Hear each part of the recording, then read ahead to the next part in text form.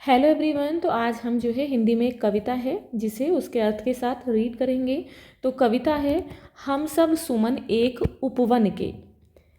इसे लिखा है द्वारिका प्रसाद माहेश्वरी जी ने। तो यहाँ पर जो कवि हैं वो हमें प्रकृति के माध्यम से मनुष्य को एकता में रहने का संदेश देते हैं इस कविता के माध्यम से। तो आइए पहले हम इस कविता को रीड करेंगे, उसके बाद इसे अर्थ के साथ रीड करेंगे। हम सब सुमन एक उपवन के, एक हमारी धरती सबकी, जिसकी मिट्टी में जन्मे हम, मिली एक ही धूप हमें भी, सींचे गए एक जल से हम।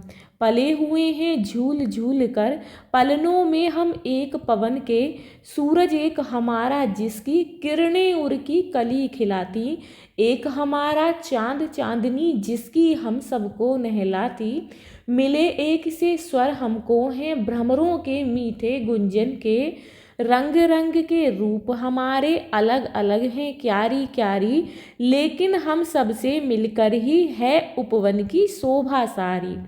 एक हमारा माली हम सब रहते नीचे एक गगन के, कांटों में खिलकर हम सब ने हंस हंस कर है जीना सीखा, एक सूत्र में बंधकर हमने हार गले का बनना सीखा, सबके लिए सुगंध हमारी हम श्रृंगार धनी निर्धन के।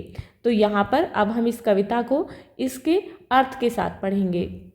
यहाँ पर जो कवि हैं वो मनुष्य की जो है किसके साथ, फूलों के साथ, यानी कि इस संसार की फूलों के उपवन के साथ यहाँ पर कंपैरिजन करते हैं। तो यहाँ पर कवि कहते हैं कि हम सब जो हम सभी मनुष्य हैं जो इस पृथ्वी पर रहते हैं वो सुमन, यानी कि सुमन कहते हैं फूल को, पुष्प को, एक उपवन के, यानी कि हम सभी मनुष्य जो हैं वो एक ही उपवन के, एक ही बगीचे के फूल हैं, यानी कि फूलों के समान है। जैसे कि एक बगीचे में बहुत सारे फूल होते हैं वैसे ही हम सब मनुष्य जो हैं एक ही उपवन के फूल हैं, एक हमारी धरती सबकी, और हम जो है हमने सभी ने, यानी कि हम सभी जो मनुष्य हैं सबका जन्म जो है इसी पृथ्वी पर हुआ है, इसीलिए जो धरती है हमारी सबकी एक है, जिसकी मिट्टी पे जन्मे हम, जहाँ पर हमने जन्म लिया है।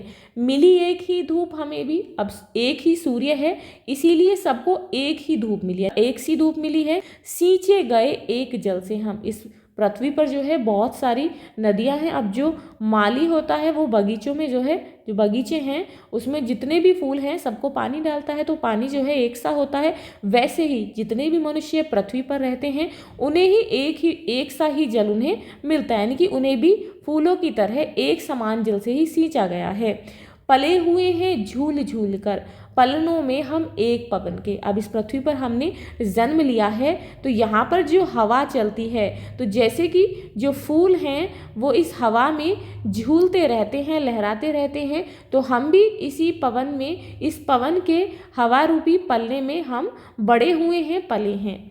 सूरज एक हमारा, इस पृथ्वी पर जो है क्या है, एक ही सूरज है, तो जिसकी किरणें उर की कली खिलाती, उर कहते हैं हृदय को, कि जब सूर्य निकलता है तो जो फूल होते हैं उनकी कलियां खिल जाती हैं। वैसे ही जो है मनुष्यों को एक सी धूप मिलती है, उनका दिन जो है अच्छा होता है, जब दिन निकल आता है तो उनकी भी जो है नींद खुल जाती है। एक हमारा चांद चांदनी, अब आगे कवि कहते हैं कि हम सबका चांद एक ही है, चांदनी, और उस चांद की जो चांदनी है, जो रोशनी है, वो हम सबको नहलाती, यानी कि किससे, अपनी रोशनी से। चांद जो है अपनी रोशनी से, अपनी चांदनी से हमें नहलाता है जब रात में वो निकलता है।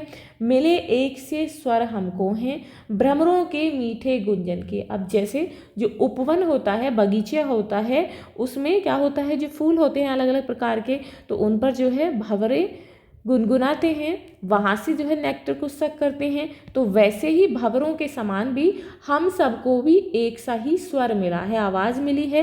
रंग रंग के रूप हमारे अलग अलग हैं क्यारी क्यारी, फूलों के समान जो बगीचा है उसमें विभिन्न प्रकार के, विभिन्न अलग अलग रंगों के, रंग के रूप के फूल होते हैं। तो वैसे ही इस पृथ्वी पर जो मनुष्य हैं उन सभी के जो है वो अलग अलग रंग के हैं, रूप के हैं, उनकी अलग अलग क्यारियाँ हैं। जो पुष्प हैं जैसे कि फूलों के समान उनकी अलग अलग क्यारियाँ हैं, लेकिन अलग अलग होते हुए भी हम सबसे मिलकर ही है उपवन की शोभा सारी। जिस प्रकार से बगीचे की शोभा उसके फूलों से होती है, वैसे ही इस पृथ्वी की जो शोभा है वो सभी मनुष्यों के होने से मनुष्य सब जो है यहीं पर मिलकर रहते हैं। एक हमारा माली हम सब रहते नीचे एक गगन के। तो एक हमारा माली यानी कि पूरे जो उपवन है, तो उपवन को यहाँ पर जो है संसार से कंपैरिजन की गई है।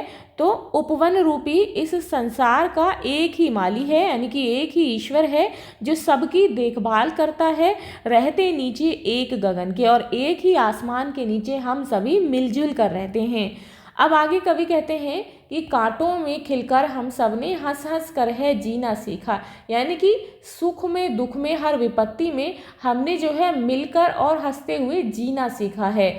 जैसे जो फूल होते हैं वो कांटों में भी खिलते हैं, एक सूत्र में बंधकर हमने हार गले का बनना सीखा, कि जिस प्रकार से जो फूल होते हैं उन्हें यदि एक सूत्र में बांध दिया जाता है वो जो है एक व्यक्ति के गले की शोभा बढ़ा देते हैं, हार बन जाता है, और जब उसे गले में पहना जाता है तो उससे क्या होता है, मनुष्य की शोभा बढ़ जाती है।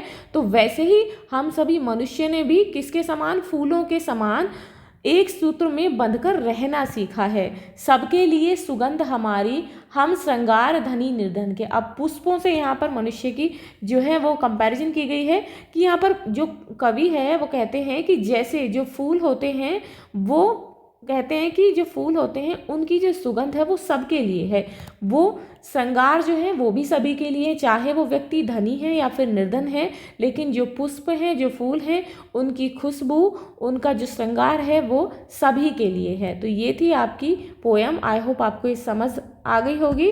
तो इसे लिखा है द्वारिका प्रसाद माहेश्वरी जी ने। If you like this video, please like and share, and if you are new on this channel, please subscribe the channel. Thank you.